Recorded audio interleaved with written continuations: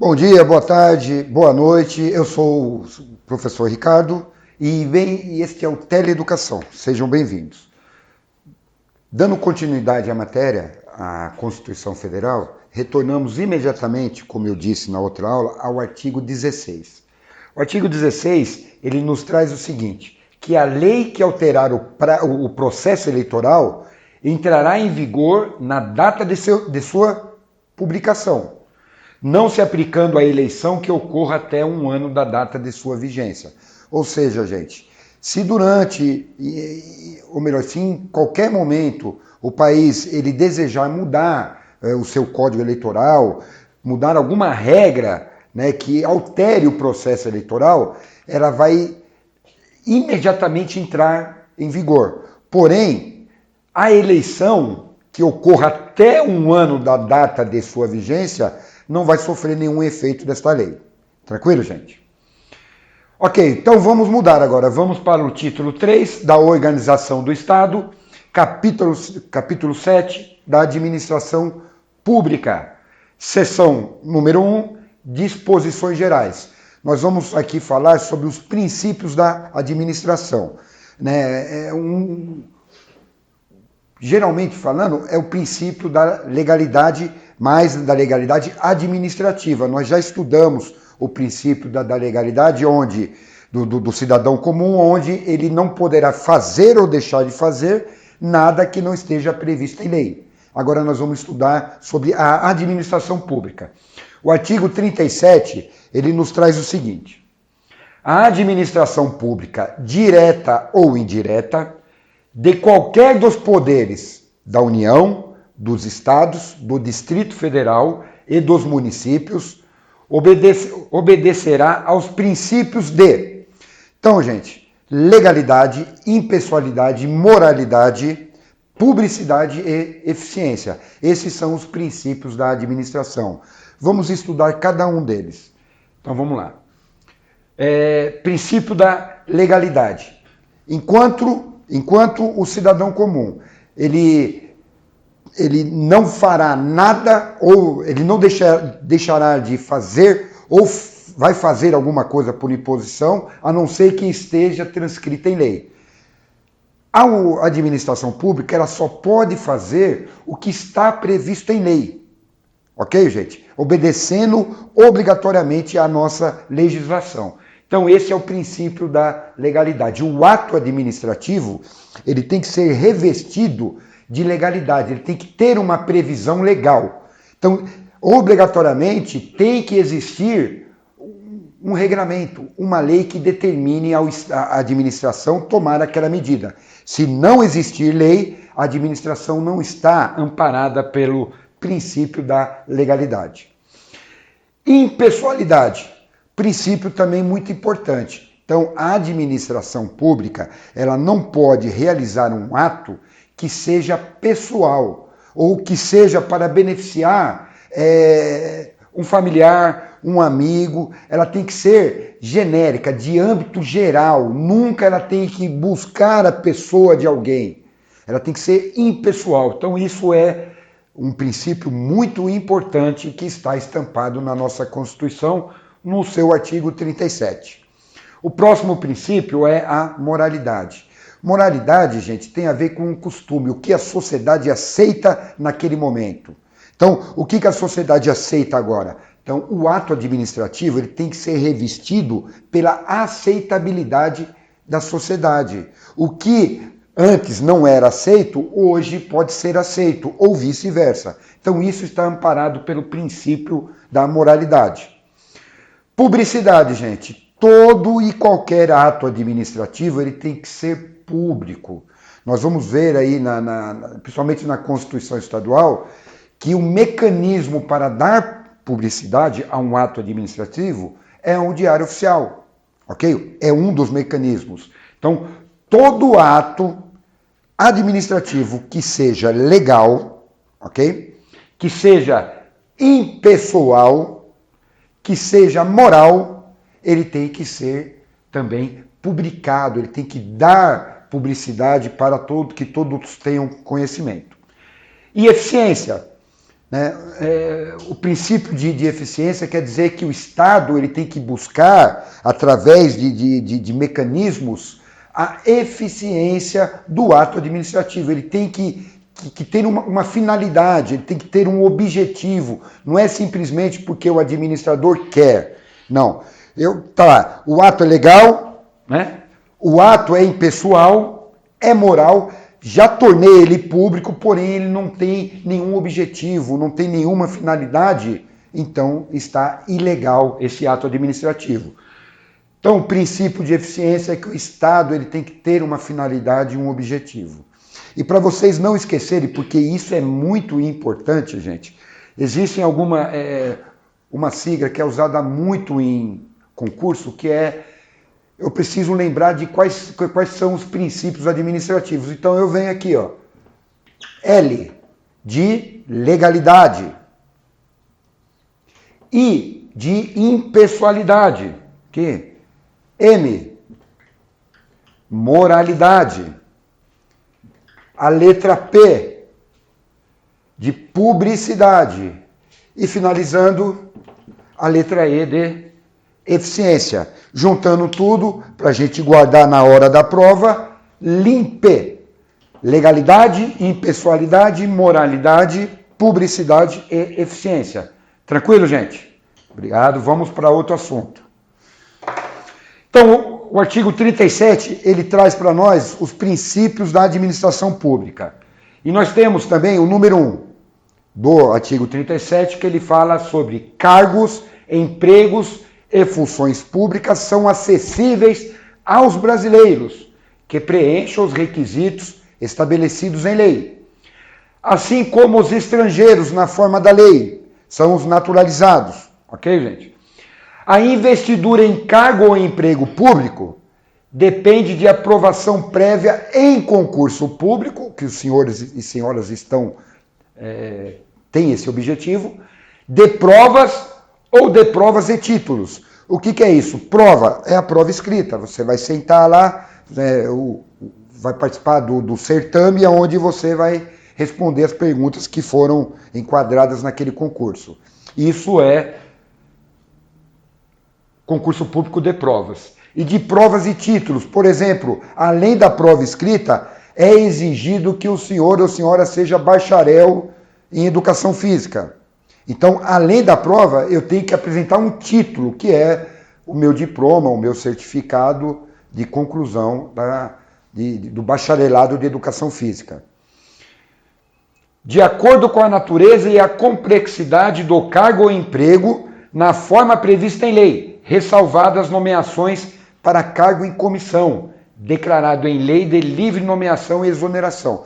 O que é cargo em comissão? São aqueles cargos em que não há necessidade do indivíduo, do cidadão, participar de concurso público. Então, é um cargo de confiança. Ministros de Estado, secretários de Estado, assessores, entre outros. O prazo de validade de um concurso público será de até 2 anos, prorrogável uma vez por igual período. Então, gente,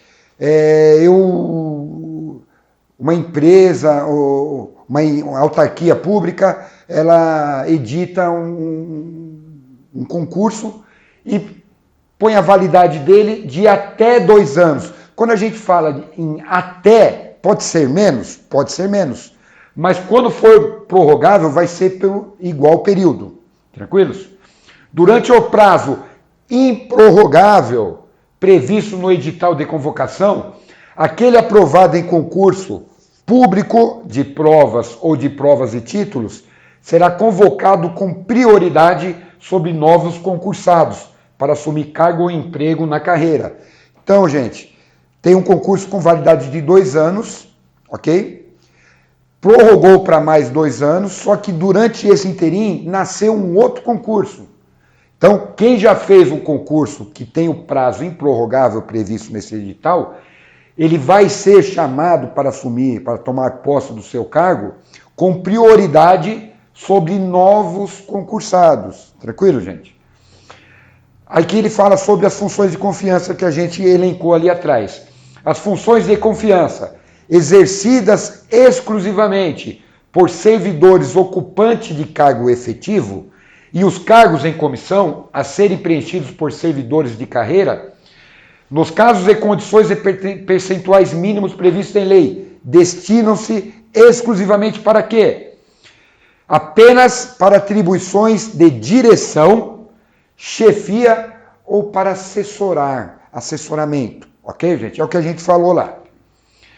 É garantido ao servidor público civil o direito à livre associação sindical. Então, o funcionário público civil, ele pode se associar em qualquer sindicato. É uma garantia constitucional, inclusive.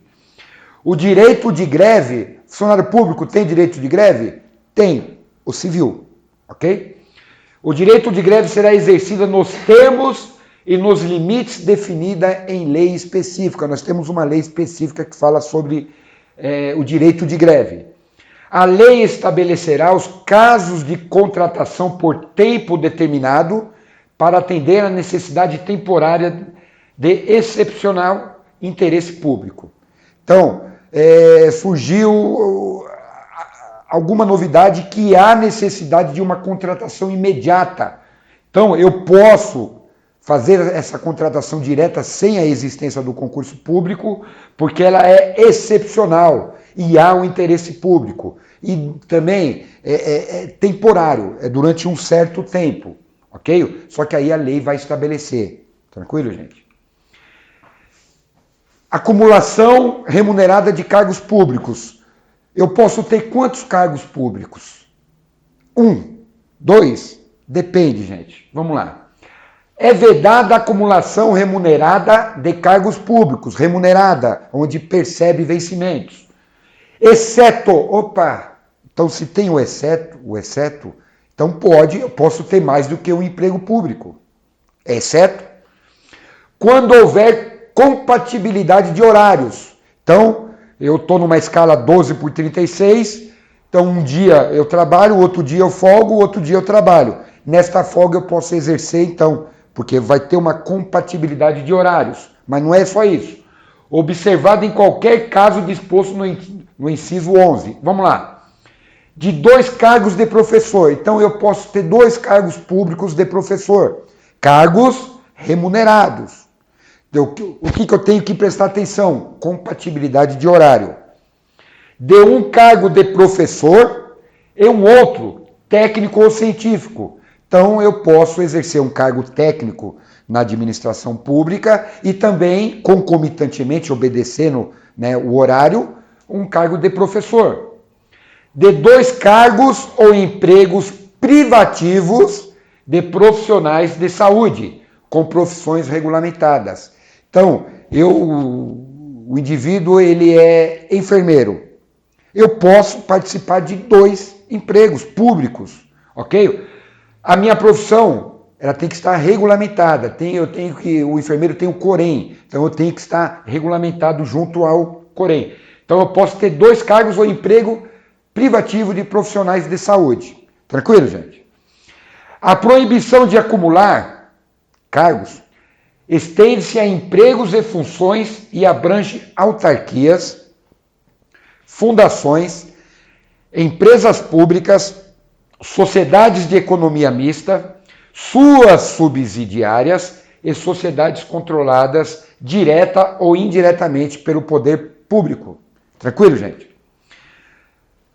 Improbidade administrativa. Os atos de improbidade administrativa importarão a suspensão dos direitos políticos. Lembra que eu falei que o cidadão brasileiro, ele, por um ato dele, ele será submetido a 4 esferas de responsabilidade. Esfera civil, ou civil, esfera penal, esfera administrativa e esfera política. Então, o funcionário público que ele for condenado por um ato de improbidade administrativa, imediatamente ele vai perder os seus direitos políticos, ok? Mas não é só isso. A perda da função pública, inclusive.